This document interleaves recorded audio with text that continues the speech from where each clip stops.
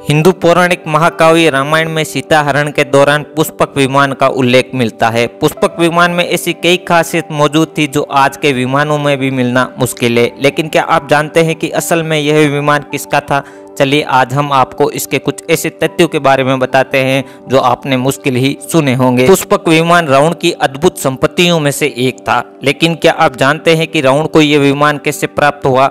पौराणिक संदर्भों में विज्ञान की खोज करने वालों की मान्यता है कि प्राचीन भारतीय विज्ञान आधुनिक विज्ञान की तुलना में अधिक संपन्न था। रावण को कैसे मिला पुष्पक विमान? पुष्पक विमान को भगवान विश्वकर्मा ने ब्रह्मा जी के लिए बनाया था। ब्रह्मा जी ने पुष्पक विमान को कुबेर भगवान को भेंट कर दिया। जब इस अद्भुत विमान के बारे में रावण को जानकारी हुई तो उसने अपनी ताकत के दम पर रावण ने अपने बड़े भाई कुबेर से पुष्पक विमान को छीन लिया।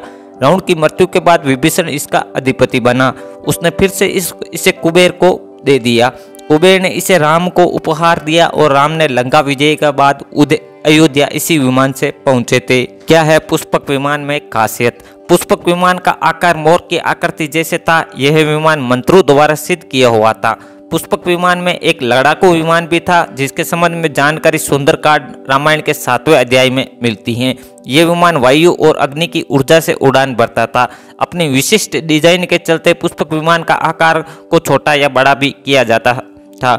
यह विमान अपने मालिक की इच्छा का अनुसरण करते हुए उसी स्थान पर पहुंचा देता था जिसकी गति काफी तेज थी और चालक की इच्छा अनुसार इसे किसी भी दिशा में गतिशील रखा जा सकता था। ये सभी मौसम में उड़ान भरने योग्य वातानुकूलित यानी एसी विमान था। कहा जाता है कि इस विमान में सोने के खंभे लगे थे। इसकी सीढ़ियों पर कीमती रत्न जड़े थे। इसमें कई केबिन भी बने हुए थे।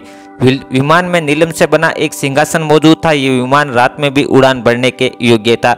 पुष्पक विमान को मंत्रों द्वारा सिद्ध किया गया था।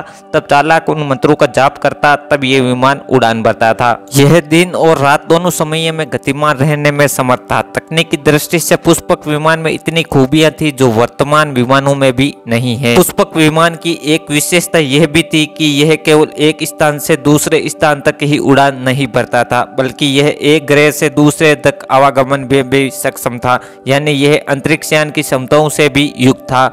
एक विवरण से जाहिर होता है कि यह उन्नत प्रौद्योगिकी और वास्तुकला का एक अनूठा नमूना था। पुष्पक विमान जब आकाश में विचरण करता था तब यह श्रेष्ठ हंसों द्वारा खींचा जाता हुआ दिखाई देता था। इसके निर्माण अति सुंदर ढंग से किया हुआ था एवं अद्भुत शोभा से संपन्न दिखता था। इसके निर्माण में अनेक धातुओं का प्रयोग इस प्रकार से किया गया कि ये पर्वत, शिखर, ग्रहों और चंद्रमाओं के कारण आकाश और अनेक वर्णों से युक्त विचित्र शोभा संपन्न दिखता था।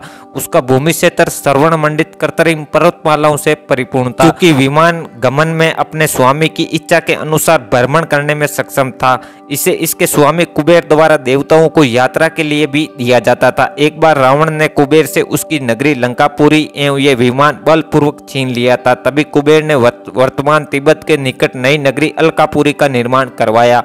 रावण के वध उपरांत भगवान राम ने इसे लेकर एकल प्रयोग उपरांत के इसके स्वामी कुबेर को वापस इस विमान को लौटा दिया।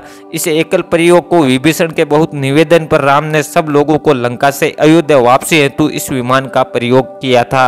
वर्तमान में श्रीलंका की श्री रामायण रिसर्च समिति के अनुसार रावण के पास अपने पुष्पक विमान को रखने के लिए 4 विमान क्षेत्र थे। इन 4 विमान क्षेत्रों में से एक का नाम उसानगोड़ा था।